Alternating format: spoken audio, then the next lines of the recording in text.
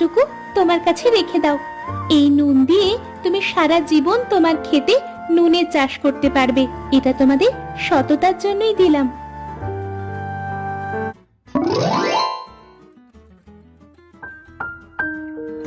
অনেক দিন আগের কথা। এক গ্রামে বাস করত এক গরিব কৃষক। কৃষকের একটা জমি ছিল। সেই জমিতে কৃষক অনেক পরিশ্রম করে ফসল ফলাতো, কিন্তু কোনো ফসলই ভালো হতো না।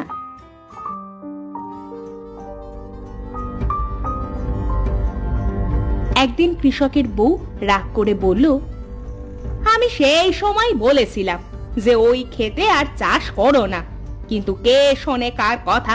এবার কি হলো? সবই তো সিটা হয়ে গেল। গিন্নি, খেতে ফসল হবে না বলে কি করব না? যা হয় তাই ভালো। একদমই যদি চাষবাস না করি তবে খাবো কি বলো তো? রাগ করো না লক্ষ্মীটি। এই চুপ করো তো, আর ঢং করতে হবে না। ক্ষেতের পেছনে যে দিনা হয়ে কারি কারি টাকা ঢালো, বলি তাতেই আমাদের সংসারটা ভালোভাবে চলতো। আর একবার বিশ্বাস করো গিন্নি, আর একবার চাষ করব। এবার যদি ফসল ভালো না হয় তবে আর কোনো দিনও চাষবাস করব না, এই বলে দিলাম। বেশ, তাই যেন মনে থাকে।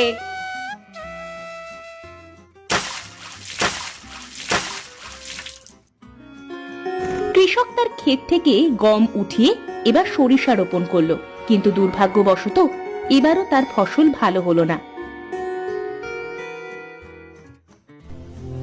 একদিন কৃষক মনের দুঃখে বাড়িতে এসে তার বউকে বলল, কি গো, তোমার আবার কি হলো?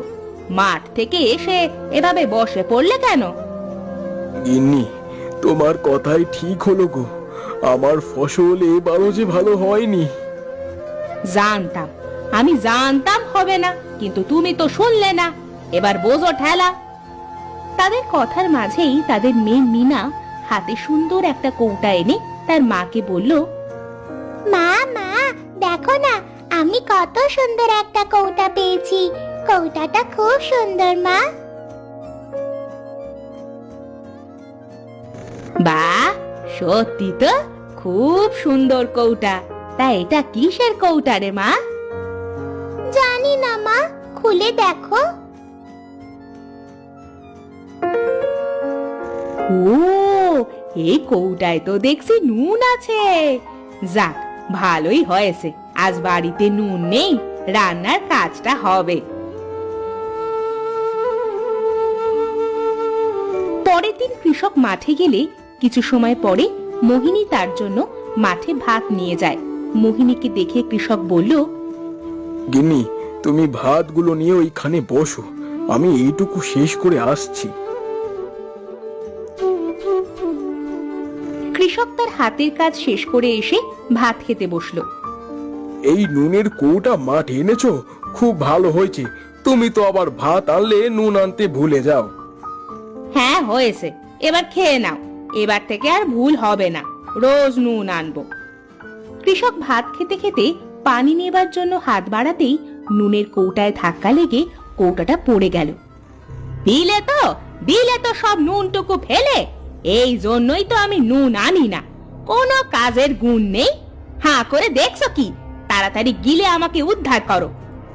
কৃষকের খাওয়া শেষ হলে মোহিনী বাড়ি চলে গেল।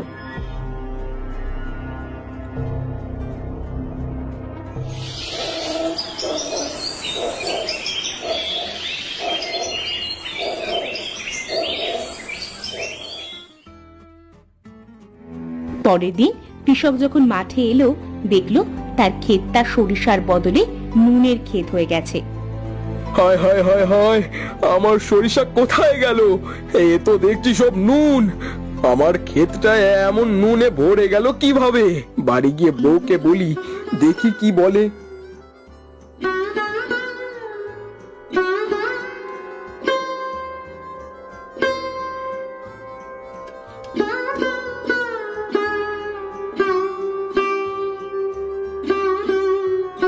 কৃষক মাঠ থেকে বাড়ি গিয়ে তার বউকে সব খুলে বলল। সব শুনে তার বউ বলল, কি বলছোটা কি? চলো তো মাঠে গিয়ে দেখি।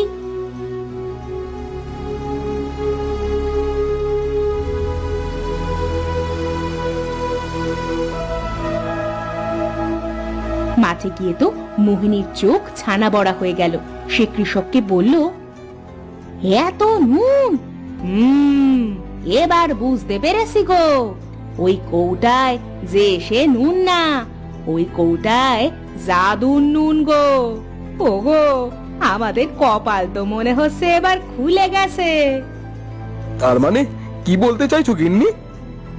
শোনো, আজ থেকে আমরা নুনের চাষ করব। এই নুন তুমি বাজারে বিক্রি করবে। নুনের চাহিদা তো সারা বছর থাকে, আর তাছাড়া বাজার দর ছাড়া না হয় 2 টাকা কমেই বিক্রি করবে। তা কথা মন্দ বলনি, খুব ভালো বুদ্ধি গিন্নি। আমার যে আজ খুব খুশি লাগছে। আমি আজই নুন কেটে বাজারে নিয়ে যাব।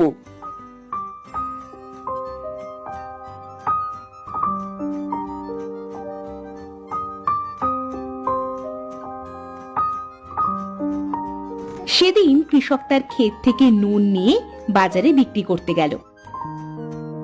খেতে নুন কমে গেলেই সেই জাদুকরি কৌটা থেকে কিছু নুন জমিতে ছিটিয়ে দিলেই তার খেতে নুনে ভরে যেত। এভাবে সে খেতে নুনের চাষ করতে লাগলো।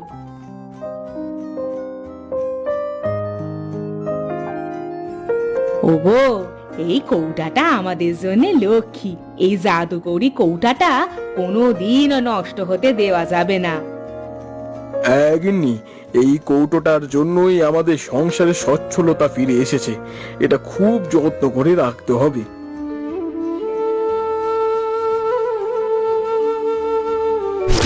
একদিন কৃষক তার খেতে নুন তুলছিল।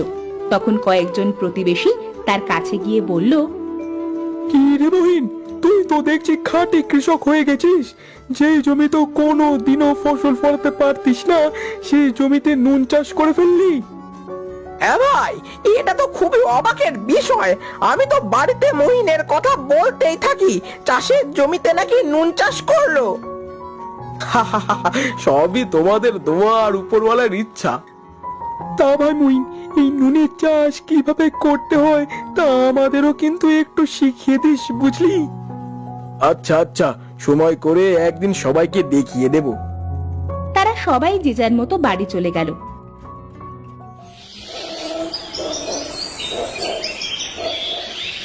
এদিকে একটা মেয়ে তার সেই জাদুকরি নুনের কৌটা খুঁজতে খুঁজতে এসে পড়ল কৃষকের নুনের খেতে। এই সাধারণ জমিতে নুনের চাষ, চারিপাশে তো ফসলের ক্ষেত, শুধু এই জমিটাই দেখছি নুন চাষ করা।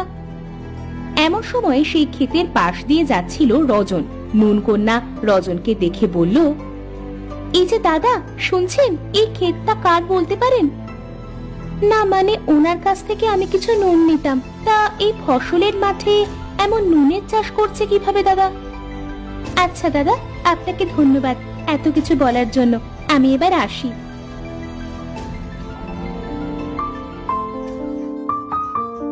নুন কন্যা কৃষকের খোঁজ করতে করতে তাদের বাড়ি গিয়ে পৌঁছলো। বাড়ি গিয়ে কৃষককে বলল, এটা কি মহিন কৃষকের বাড়ি? হ্যাঁ, আমি মহিন। কিন্তু কেন বলো তো? আর তুমি বা কে? শুনেছি তুমি নাকি আশ্চর্যজনক ভাবে তোমার খেতে নুন চাষ করছো। তবে সেটা কিভাবে সম্ভব বলবে আমাকে একটু? মানে? থাক, তোমাকে আর বলতে হবে না, আমি বলছি।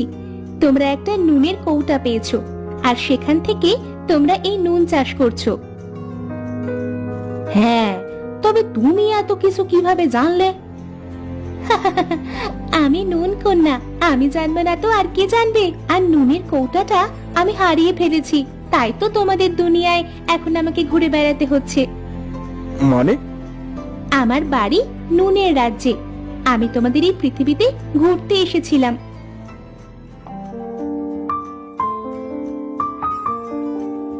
বাবা, ও বাবা, আমার অনেক দিনের শখ পৃথিবী ঘুরে দেখার। আমি যাই না সেখানে।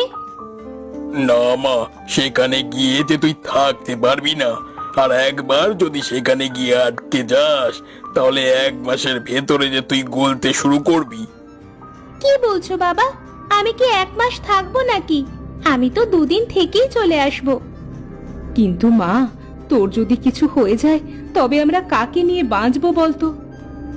মা, তুমি দেখবে আমার কিছুই হবে না। আমি এই যাব আর এই আসব। ও মা, বাবাকে বলো না আমাকে পৃথিবীতে যেতে দিতে। আচ্ছা বেশ, তাহলে তুই যা। এটা আবার কিসের কৌটা বাবা? পাগলি মেয়ের কথা শোনো, এটা না হলে তুই পৃথিবীতে যাবি কিভাবে আর ফিরবি কিভাবে? হ্যাঁ রে মা, এটা হলো জাদুকরি নুনের কৌটা। এই কৌটা পৃথিবীতে তোর শরীরে নুন যোগাবে, আর এই নুনের কৌটা ছাড়া তুই এই নুন রাজ্যে ফিরতে পারবি না। ও এই কথা, আচ্ছা দাও। বাবা মা, এবার তাহলে আমি আসি, তোমরা কিন্তু নিজেদের শরীরের যত্ন নেবে। নুনকন্যা তার বাবা মায়ের কাছ থেকে বিদায় নিয়ে পৃথিবীতে ঘুরতে এলো। সে পৃথিবীতে একটা জঙ্গলের ভেতরে এসে পড়লো। বাহ, বেশ সুন্দর জঙ্গল তো, একদম আমার স্বপ্নের মতো। নুনকন্যা গভীর মনে জঙ্গল দেখতে দেখতে কখন যে তার নুনের কৌটা হারিয়ে ফেললো সেটা বুঝতে পারলো না। হ্যাঁ, এই কৌটাটা তো আমি জঙ্গলেই পেয়েছিলাম। আহারে, এই জন্যই হয়তোবা তোমার শরীরের এই অবস্থা, কেমন ক্ষয়ে ক্ষয়ে গেছে। হ্যাঁ, আমার কৌটা ছাড়া আমার শরীরে নুন পৌঁছবে কিভাবে? এই জন্যই তো আমার শরীরটা ফ্যাকাশে হয়ে গেছে। গিন্নি, মেয়েটা খুব বিপদে পড়েছে, তাড়াতাড়ি গিয়ে কি নুনের কৌটোটা এনে দাও।